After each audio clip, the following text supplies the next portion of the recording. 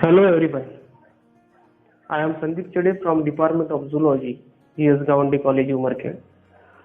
Today we will deal with the concept of snake venom, including anatomy of snake bite, types and composition of snake venom, antivenom, first aid and associated myths, along with treatment and prevention of snake bite.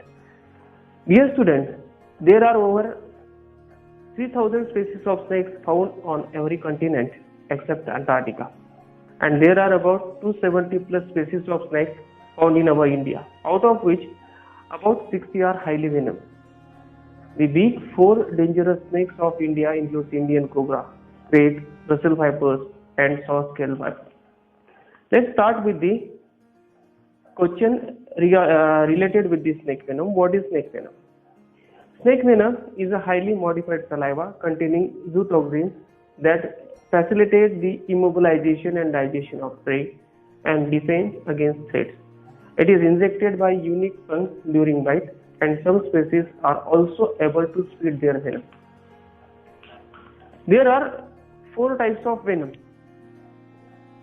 cytotoxin, mycotoxin, hemotoxin, and neurotoxin. Before going to know details about these different type of venom, let's try to understand the anatomy of snake bite. The anatomy of venomous snake is widely varied, but some aspects they are universal. All snakes have similar venom delivering apparatus system comprised of venom gland, a duct with an accessory gland, and fang for venom delivery. The venom glands are where venom is produced, and that consists of three major types of cells: basal cell, conical mitochondria-rich cell, and secretory cell. These secretory cells are known for production of venom.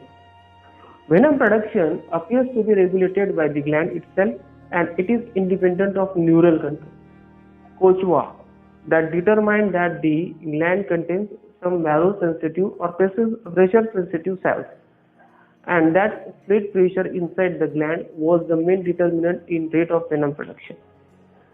Venom is carried from the gland to the fang by a duct that flows through an accessory gland. The accessory gland was noted by Mitchell to prevent wasteful flow of the secretion. This gland lacks smooth muscle and is strictly regulated by stated muscle. Implications are that the accessory gland is under voluntary control and that snakes can control the amount of venom that is released during a bite. Now, what is the composition of snake venom? Snake venom is not composed of single compound, but it is a complex mixture of proteins. It is not known exactly how many proteins are present in venom, but it probably consists of 50 to 60 different components. Each protein possesses its own biological activity. A further complication is that composition and activity of snake venom vary among these species. In general, the closer the phylogenetic relationship of the snake, the more similar are the venom properties and composition. Venom is made up of combination of proteins and enzymes. Proteins constitutes about 90 to 95% of venom's dry weight, and they are responsible for almost all of its biological effects. Among hundreds, even thousands of proteins found in venom, there are toxins, neurotoxins in particular, as well as non-toxic proteins which also have pharmacological properties, and many enzymes, especially hydrolytic ones.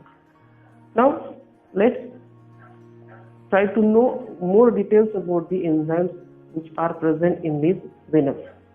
Enzymes include phospholipases A and D, which causes hemolysis by lysing the phospholipid cell membrane of RBC.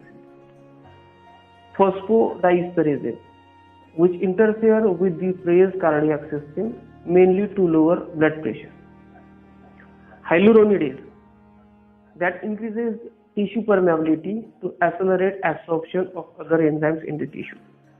Then arginine ester hydrolysase, then collagenase, acetylcholinesterase, DNase, RNase, NAD nucleotidase, L-amino acid oxidase, procoagulants, anticoagulants. Compounds with low molecular weight up to 1.5 kilodalton includes metal, peptides, lipids, nucleosides, carbohydrates, amines, and oligopeptides, which inhibit angiotensin converting enzyme, that is ACE, and potentiate bradykinin, that is BPP. So, some snake venom carry fasciculins like the mambas, which inhibit cholinesterase to make the prey lose muscle control. Now we will see some immediate symptoms of cytotoxic mitotoxic venom, which is excreted by rattlesnake, lance-headed viper, and puff adder-like snake. The symptoms include intense local pain, gradual swelling, nausea and vomiting, distinct metallic taste, loss of consciousness. Another one, that immediate symptoms of hemotoxin type of venom, which is generally excreted by temple viper, sand viper, or broom slant. The symptoms include severe headache and thirst, tissue swelling around the site of the bite caused by the hemorrhage, extreme pain, destruction of RBCs causing a lack of oxygen in the body, internal bleeding from major organs, and finally death. After that, certain immediate symptoms of neurotoxin venom, or that venom which is excreted by certain snakes like Gabon viper, black mamba, Texas coral snakes like poisonous snake. It is fast acting and rapidly attacking on the CNS, and that cause paralysis. Another symptom is respiratory failure, and finally death will occur. Now, what is the antivenom? Antivenom, also known as antivenin or venom antiserum, and also it is known as antivenom immunoglobulin. It is one of the medication made from the antibodies that is used to treat certain venomous bites and stings. Antivenom serum is injected into the body of the victim to counteract snake venom. Different antivenoms are required against different snakes. It is prepared by injecting horse with gradually increasing dose of snake venom until the horse becomes fully immunized. Then blood serum of horse is collected and preserved. It has developed antibodies to neutralize the effect of that particular snake venom. Now let's try to understand about the first aid after the snake bite. At the time of snake bite, it is very essential to get emergency treatment as quickly as possible. However, there are some tips that you should keep in mind. Number one, note the time of bite.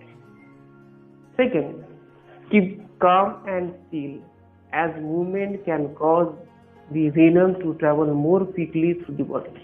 Third, remove constricting clothing or jewelry because the area surrounding the bite will likely swell.